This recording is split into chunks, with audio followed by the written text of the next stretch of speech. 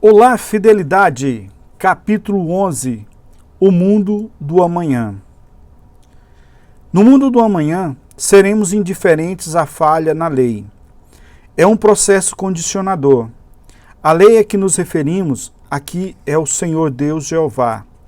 Para dizer de modo simples, isso significa a lei de Deus em manifestação ou a sabedoria de Deus em funcionamento. Os que ficam indiferentes à lei são os que têm controle perfeito do subconsciente e o direcionam de modo tão sábio que tudo o que eles sentirem poderá ser feito e será automaticamente posto em prática. Para essas pessoas não há fracasso, pois elas acreditam que tudo é possível para Deus. Elas sabem que a divindade que molda nossos fins é o Deus em repouso sorridente dentro de si mesmo. A mente subjetiva, essas pessoas vão concretizar imediatamente os seus desejos, disciplinando a mente para aceitar que todos os desejos delas serão realizados. Elas não farão esforço para levantar mesas, pianos ou lavar pratos. Elas vão simplesmente sentar em uma poltrona e, em um estado parcialmente subjetivo ou passivo, ver tudo isso feito. Não será necessário acionar o interruptor para ligar a luz, pois elas sabem que toda a luz está dentro delas. O próprio estado de eu sou dessas pessoas contém todos os sóis, planetas, estrelas e luas. Portanto, quando elas tiverem vontade, toda luz emanará delas. Será impossível se queimar com o sol, pois elas controlam todos os raios, que estão, na verdade, dentro delas. Casualmente, o sol não queima ninguém. As queimaduras vêm de dentro de nós devido à crença ou medo das queimaduras causadas pelo sol.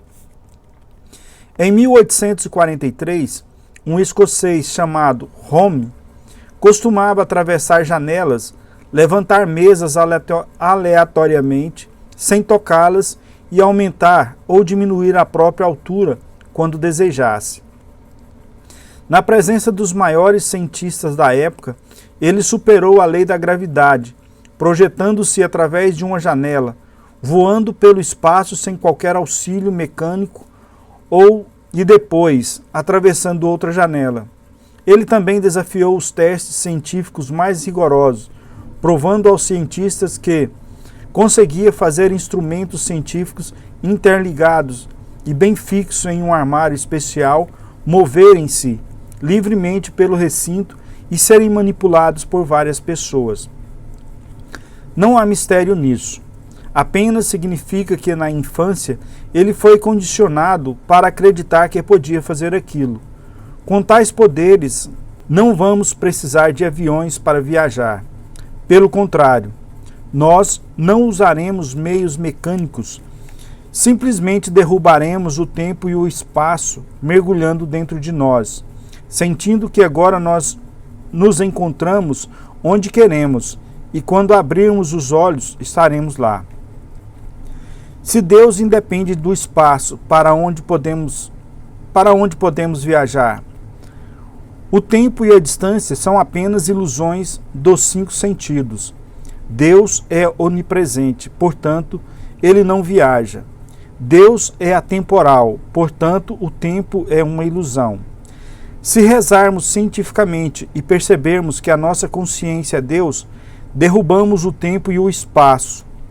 Muitas pessoas hoje acreditam que podem derrubar o tempo e o espaço apenas em um corpo astral e, consequentemente, só conseguem fazer isso. De acordo com sua fé, será aplicado em você. Há um caso recente de uma mulher que pediu a um metafísico para descobrir onde o marido estava, pois não tinha notícias dele há 6 meses.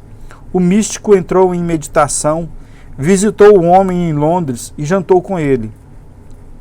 A mulher, que esperava em uma sala externa, abriu a porta e viu o metafísico em transe.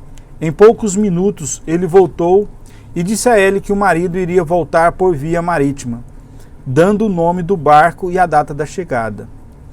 Quando o marido voltou para casa, a esposa contou a ele sobre a experiência com um homem de prece e ouviu: sim, um homem apareceu para mim, quis saber por que eu não tinha escrito para você e fez várias outras perguntas. Nós comemos juntos e no dia seguinte eu não achei as perguntas estranhas, mas como ele desapareceu quando saímos pela porta do hotel, achei a experiência bastante incomum. Devemos nos condicionar a derrubar o tempo e o espaço corporalmente e não pela via astral. Algumas pessoas acreditam que podem fazer viagens astrais, ser vistas e fazer transações, enquanto outras acreditam que podem apenas se transportar psicologicamente e não serem vistas, mas podem ver o que está acontecendo em outro lugar. Voltar e contar é tudo crença, nada além de um estado condicionado de consciência. Não há espaço. Estamos vivendo na ilusão do tempo e do espaço. Existem pessoas nos Estados Unidos e em outras partes do mundo que nunca usam bondes, trens ou outros meios de transportes na viagem para casa. Elas simplesmente percebem na consciência que estão onde desejam estar. Não teremos que ir de Nova York a Londres. Sabemos que Londres está dentro de nós, então trazemos o lá para cá e o distante fica perto. Fecharemos os olhos e simplesmente sentiremos que estamos em Londres neste momento, fazendo o que desejamos fazer. Apenas sentimos a naturalidade do estado de acordo com sua fé, será aplicado nele. Mais uma vez, não há mistério nisso. Devemos começar a praticar a experiência de derrubar o tempo e o espaço agora, hoje, até que isso finalmente seja uma convicção e nossas demonstrações sejam instantâneas. Os místicos antigos sabiam tudo sobre as leis da matemática, geometria, aerodinâmica e engenharia, mas não viam necessidade de aviões ou trens. A lei da gravidade é simplesmente uma crença, nada mais que isso. Portanto, ao conhecer as grandes leis da vida, conforme ensinadas na Bíblia, os filósofos perceberam esta verdade simples e fundamental, que todas as potencialidades estavam dentro deles, pois Deus habitava neles. Algumas pessoas podem zombar disso, mas não é novidade. As pessoas zombam da ideia do rádio, da televisão, do avião e do telégrafo. Os assim chamados sábios do mundo, que sabiam tudo, mas não sabiam nada, acreditavam que tudo isso era impossível. Se somos estudantes da verdade, devemos certamente perceber que tudo é possível para Deus. Portanto, o que é estranho ou espantoso no fato de estar em Nova York em um momento e em Chicago logo depois? E digo isso corporalmente no sentido físico e real. Devemos ter a consciência de que é impossível a nossa prece falhar. Sonhe e transforme seus desejos em realidade. Fixe-os como estados verdadeiros de consciência e eles serão concretizados. Primeiro, visualize, depois atualize. Sinta tudo naturalmente. O todo está contido onde você está agora. Pois Deus habita em você. Os médicos do amanhã não vão receitar comprimidos ou radiografias, dietas ou qualquer outro tratamento. Eles vão presumir a atitude de prece e a prática da lei da substituição. Ao invés de verem uma pessoa doente, eles verão uma pessoa perfeita, radiante e jubilosa. Os médicos do amanhã ouvirão uma boa nova, pois serão os verdadeiros místicos sintonizados com ele que cura todas as doenças. Alguns médicos já fazem isso. Os que leram um livro metafísico chamado This Is It podem se lembrar do jovem que conseguia falar com o irmão a milhares de quilômetros de distância, sem a ajuda de qualquer dispositivo mecânico. Existem muitos casos similares relatados. O ouvido humano é capaz de captar uma pequena grama de onda sonora. Um cachorro pode ouvir sons que somos incapazes de perceber. A voz de uma pessoa no exterior, por exemplo, cria uma onda sonora. Essas ondas correm o mundo e nunca param. Podemos ouvir o rádio de qualquer parte do planeta, mas o locutor fala em tom de voz normal. Conseguimos ouvi-lo porque tanto o locutor quanto nós estamos equipados com aparatos sensitivos para enviar e receber sons. Um casal está equipado com um instrumento maior, o amor de Deus ou o amor da unidade. Os pensamentos e sentimentos do marido são transmitidos pela esposa, e os sentimentos dela vão na direção dele. As ondas sonoras preenchem a lacuna. Algumas esposas deste país ouvem a voz dos maridos tão claramente como se eles estivessem a 1 metro de distância. Mas os maridos estão no Pacífico Sul ou na Europa.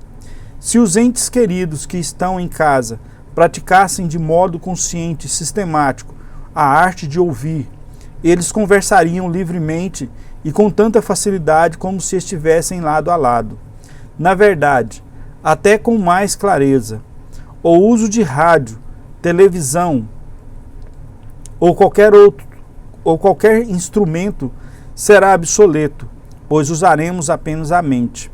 A telepatia se mostrou mais precisa, por exemplo, do que mensagens de rádio.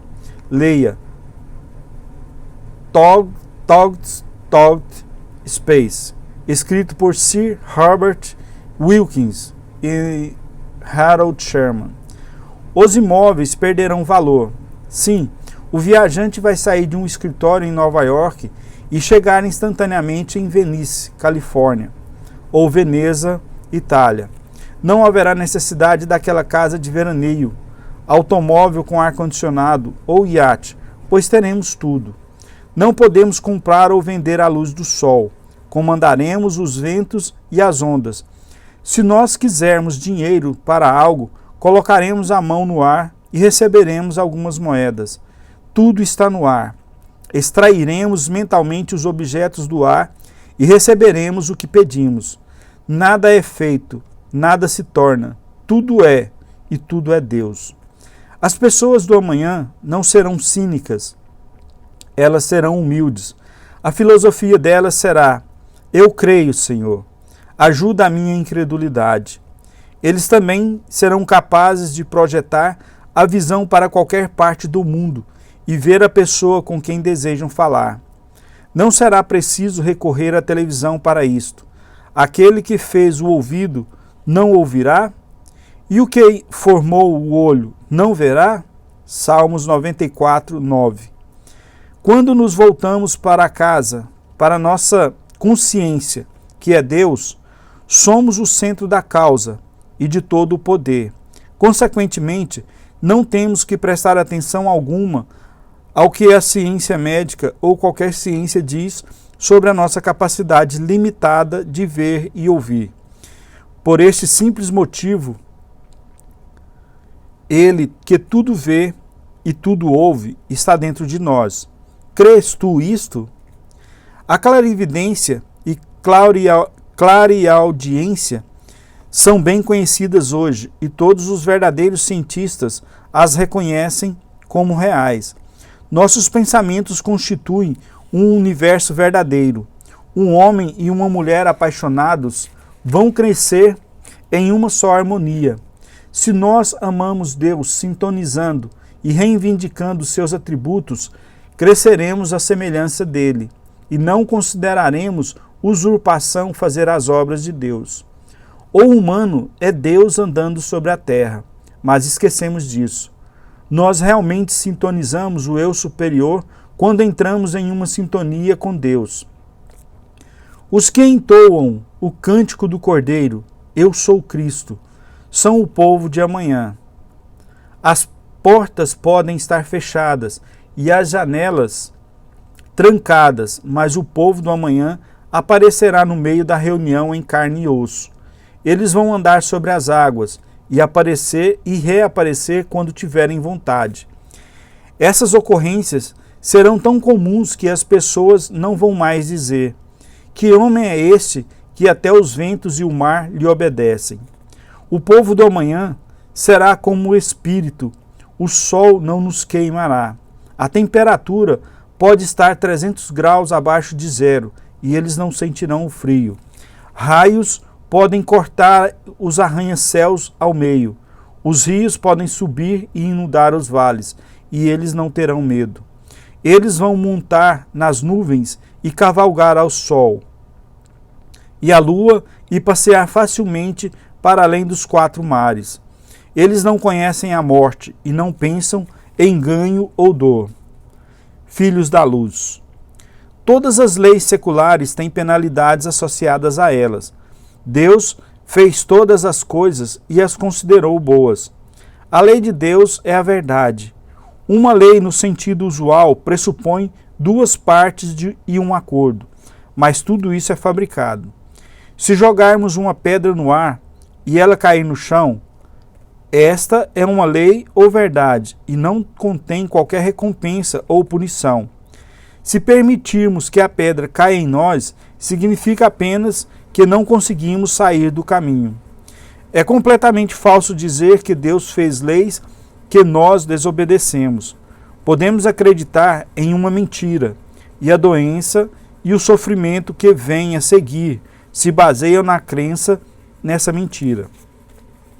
Fizemos uma lei em nós e agora estamos presos pelas correntes de nossas falsas crenças.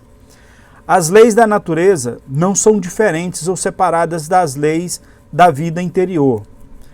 Nenhuma força do universo existe fora de nós. A realidade mais profunda é a identidade única, dentro da qual todo o mundo se move, vive e existe. O centro desta grande roda está sempre em repouso. É a esfinge ou a nossa percepção sem forma, que permanece impassível ao longo de todos os ciclos de transformação. Tu deverás deleitar-se no sábado.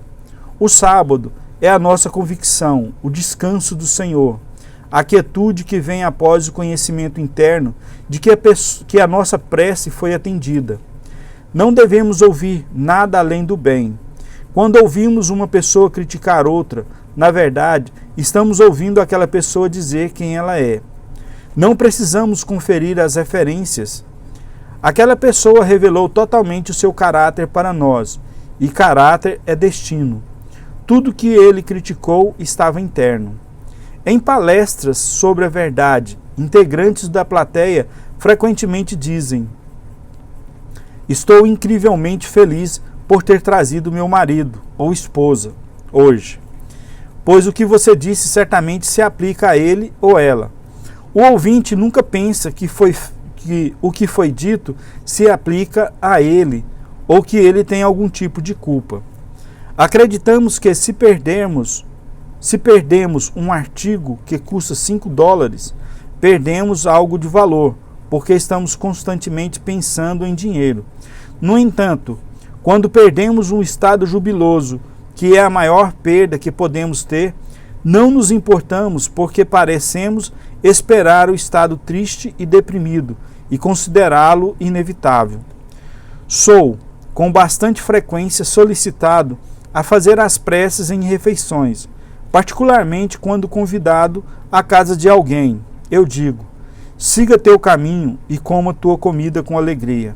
O único agradecimento verdadeiro é o estado jubiloso. É ótimo para a digestão e assimilação. É o conhecimento interno silencioso de que a recompensa de Deus é abundante. A repetição mecânica de alguma prece pomposa não faz sentido, é desagradável e pode levar à indigestão em muitas instâncias. Se você estiver em um estado de espírito jubiloso, as secreções naturais farão seu papel à perfeição, e o alimento que você ingeriu será completamente digerido. Se você acreditar que o alimento é ruim ou estiver em um estado de espírito deprimido, crítico ou com raiva, o alimento vai virar um bolo no estômago, no esôfago e estômago. O suco gástrico vai secar, e isso pode ser provado facilmente sob hipnose. Se você estiver preocupado, não importa o que coma, o resultado geralmente será uma úlcera no estômago ou no duodeno. Fique tranquilo e feliz e você será curado. A úlcera desaparece como se nunca tivesse existido. A úlcera existiu porque você continuou a acreditar em uma mentira e nas opiniões dos outros. A doença é o que vem depois de uma crença. Alguns rezam para que entidades no espaço os curem. Outros tomam comprimidos. Outros rezam para um Deus exterior, perguntando se realmente merecem aquilo.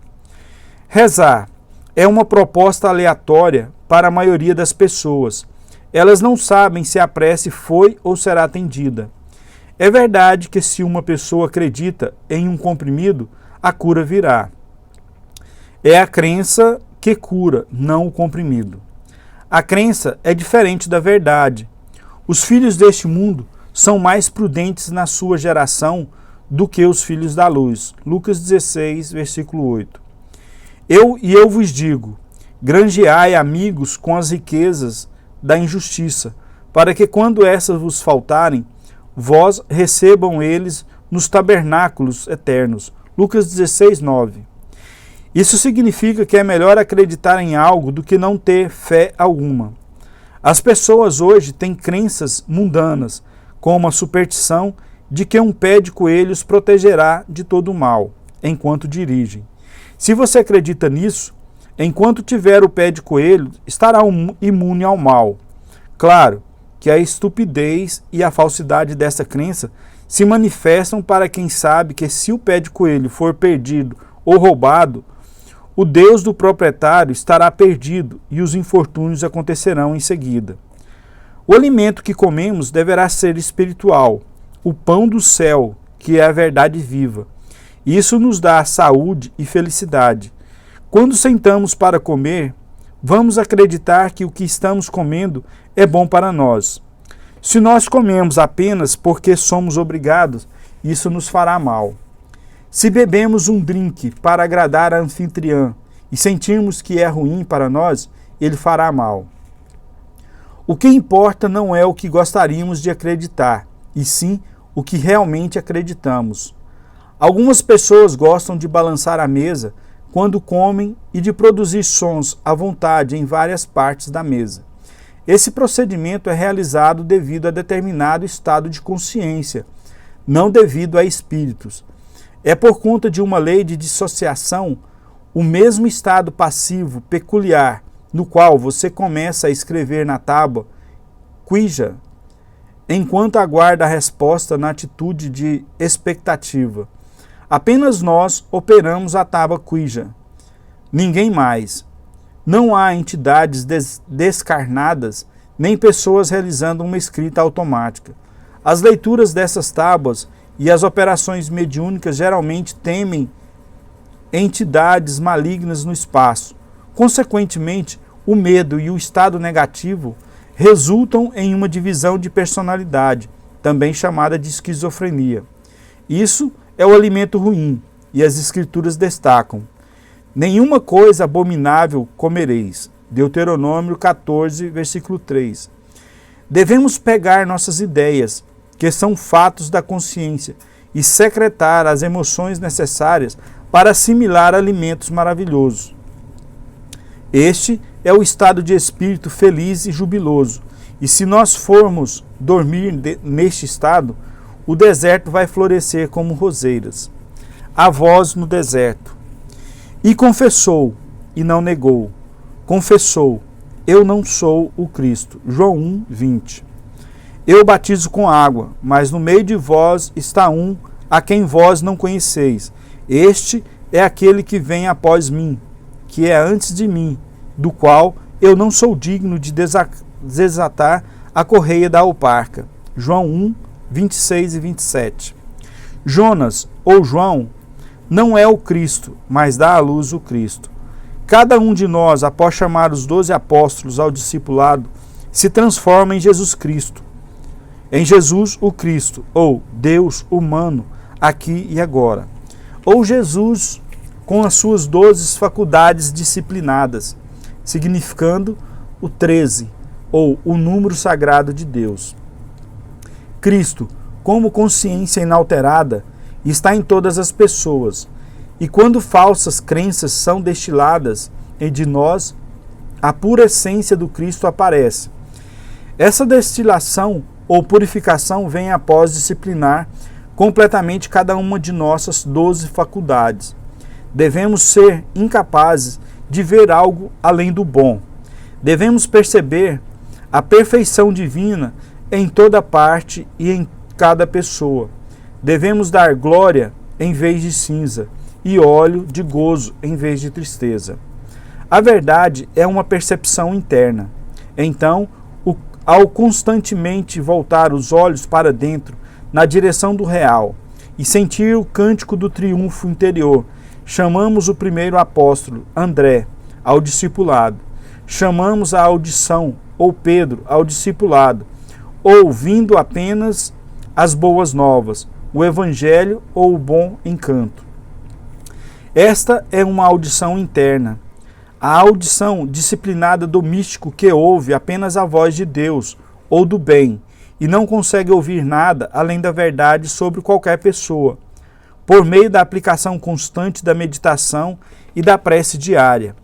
Podemos trazer à tona o Cristo ou o nosso eu verdadeiro e nos revelar como Deus. E confessou, e não negou. A negação é apossar-se da sensação de ser o que desejamos. Nenhuma afirmação negativa é utilizada. O batismo de João simboliza este processo. E perguntaram-lhe, então que? És tu Elias? E disse, não sou. És tu profeta? E respondeu, não. João 1, versículo 21. O profeta é Jesus ou a nossa convicção, ou sensação de estar livre. Se nos empolgarmos com este sentimento, ele será essencialmente uma profecia. Elias significa o mesmo que Elijá. Deus é meu Pai. É preciso descobrir a lei da consciência antes de podermos sair de um estado de limitação. Elijá precisa vir. Jonas ou João vai um degrau acima de Elijá, significando simplesmente que, ao descobrirmos que nossa consciência é Deus, agimos motivados por essa suposição e começamos a mudar o mundo. Muitos estão no estado de Elijá e inteligentemente afirmam que Deus está dentro, mas não tomam qualquer atitude em relação a isso. Disse, eu sou a voz que clama no deserto, endireitai o caminho do Senhor. Como disse o profeta Isaías, João 1, 23. Esse é o princípio inato em todas as pessoas que eternamente procuram luz e expressão. É Deus procurando vir à tona em generosidade e vigor. A eterna ânsia em cada um de nós de dar vida, amor e beleza para o mundo. No momento em que paramos de fazer isso, morremos, desmoronamos em doença e deterioração mental. É nosso desejo instintivo dar beleza, ordem e simetria para o mundo. Deus é o círculo. Ele é o centro em toda parte, sem circunferência. Formamos um círculo perfeito quando enviamos pensamentos de vida, amor e beleza para todos ao redor, pois a beleza e o amor voltam para nós multiplicados por 100. O impulso da libido fluindo através de todos nós não é apenas um impulso sexual biológico, e sim a completa compreensão de Deus, que é generosidade ou puro desejo. Deus é puro desejo. O deserto é o nosso estado de frustração devido à relutância em compartilhar nossos dons com o mundo. É preciso dar, e todos podem dar um presente de amor na consciência, que é o maior de todos os presentes. E eu, quando for levantado da terra, todos atrairei a mim. João 12, 32. Se agora no silêncio nós levantarmos a consciência ou ascendermos a colina de Deus e conseguirmos ver pessoas, condições e objetos como devem ser, sentindo a alegria da prece atendida, então demos mais do que sabíamos para o mundo. E a humanidade, dons materiais, sempre acompanham, mas nunca antecedem. O presente na consciência. Endireitai o caminho do Senhor. João 1, 23.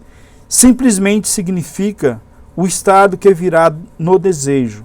Limpamos o caminho para ele, removendo todos os obstáculos como dúvidas, medos e pensamentos fúteis.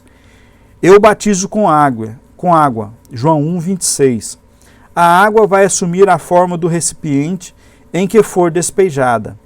A água, portanto, significa a consciência não condicionada, que é tudo para todos. Quando usamos o eu sou, condicionamos a consciência ao acreditar, ter pensamentos emocionalizados como estou velho, estou doente e cansado. Faz com que essas ideias emocionalizadas virem estados fixos. Elas são despejadas em um recipiente e assumem a forma dele. A água é um agente purificador e de modo a purificar ou purgar a consciência do pecado, de um erro ou limitação. É preciso assumir um novo estado de espírito ou cultivar uma nova ideia na mente e empolgar-se com ela, até que finalmente ela se torne uma convicção dentro de nós.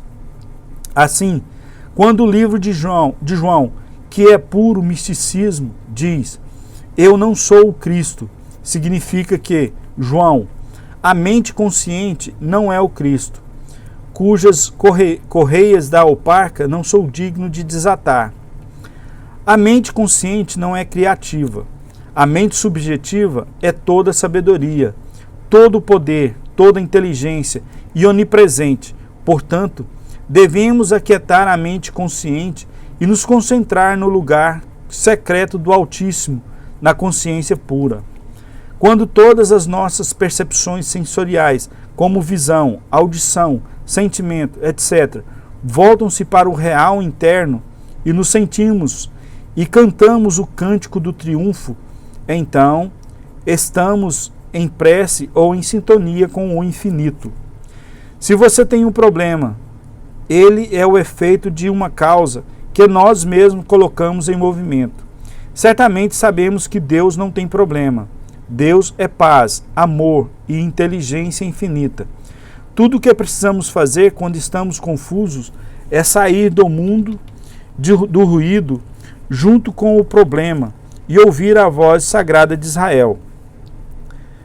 Deus, nessa quietude, a mente é erguida para o nível mais alto de consciência, onde todas as medidas terrestres param. Neste momento, obtém-se a liberação, a intuição de Deus, que é onisciente, flui pelo problema e não há problema. É preciso perceber que Deus não está confuso. Ele não conhece o problema.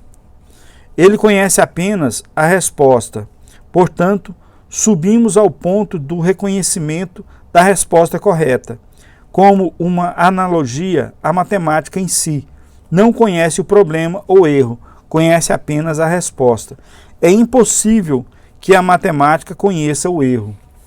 Estamos vivendo em um cosmos e não no caos. Tudo no cosmos é ordeiro. Os humanos criam da desordem. Portanto, quando meditamos ou rezamos, devemos sempre manter os olhos constantemente em Deus ou nosso bem, sabendo que Deus é a resposta e não o problema. No grande teatro da vida, Deus é o único ator. Ele não é apenas o ator, ele também é o autor e o roteirista. A humanidade é a irradiação de Deus, uma extensão do ilimitado, brincando por um instante com os bilhões de partes que chamamos vidas pessoais. Quando este papel específico terminar, o traje que não é mais necessário se desintegrará e o espírito que deu vida retornará à sua fonte, pois não nos disseram que nada se perde em todo o meu monte sagrado? Quando morremos, nosso espírito continua vivendo. Ele nunca morre, continua até o fim do dia cósmico. até tudo ser reabsorvido para o Uno. O humano perfeito ainda não nasceu. Quando isso acontecer, ninguém pode imaginar a calamidade que acontecerá. Instantaneamente, todas as pessoas vão despertar do sonho de ser humano e saber que todos no mundo são meras extensões no espaço daquela pessoa perfeita. Contudo, depois que a pessoa está totalmente desperta, tudo desperta, para que todos sejam um, como tu, ó Pai, o és em mim, e eu em ti. Que também eles sejam um em nós, para que o mundo creia que tu me enviaste. E eu dei-lhes a glória que a mim me deste, para que sejam um como nós somos um. João 17, 21 e 22. Eu neles e tu em mim, para que eles sejam perfeitos em unidade. João 17, 23. Esotericamente, isso significa que, quando nos identificamos com a luz, nós nos tornamos a luz e fluímos novamente com a luz sem limites. Não poderás ver a minha face, porquanto homem nenhum verá a minha face e viverá. Êxodo 33, 20. Significa apenas que, quando a pessoa perfeita despertar, ele ou ela será um com o Pai, ou um com o todo. Agora especifico, se transforma no universal. Então tudo fica perfeito simultaneamente.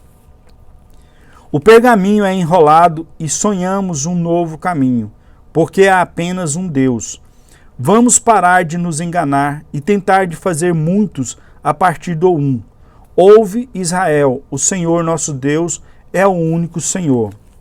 O vento sopra onde quer, e ouves a sua voz, mas não sabes de onde vem, nem para onde vai. Assim é todo aquele que é nascido do Espírito. João 3, versículo 8. Um pode ir para o leste e outro para o oeste, mas é o estado psicológico fixo que conta, o jogo da vela. É o estado de espírito que adotamos. Ele vem do nada, do invisível, para o visível. Tenho guardado aqueles que tu me deste, e nenhum deles se perdeu, senão o filho da perdição. João 17, 12. Todas as palavras, crenças, impressões e sugestões estão sendo realizadas, e nada é perdido, exceto a sensação de perda. Se Joseph e Anne estão escalando uma montanha e Anne diz que quer neve enquanto Joseph quer sol brilhando, tudo não existe simultaneamente no absoluto?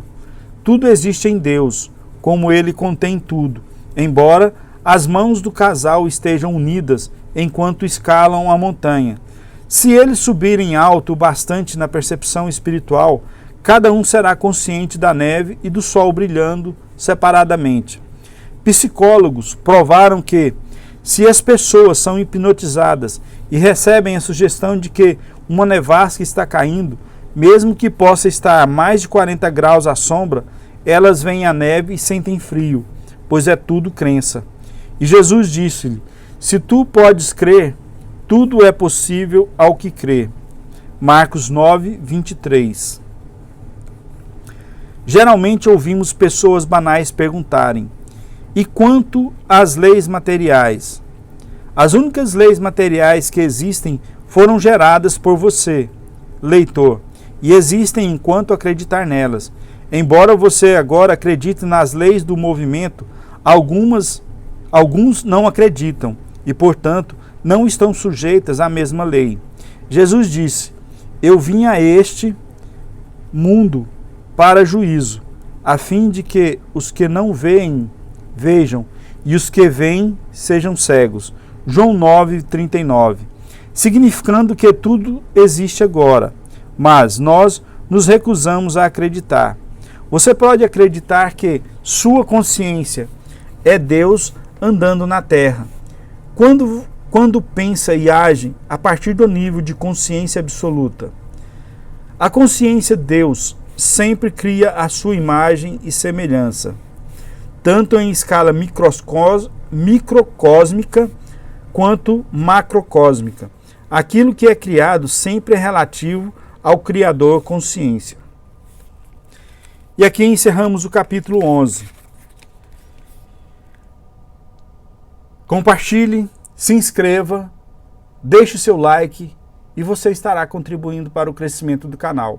Muito obrigado por virem até aqui.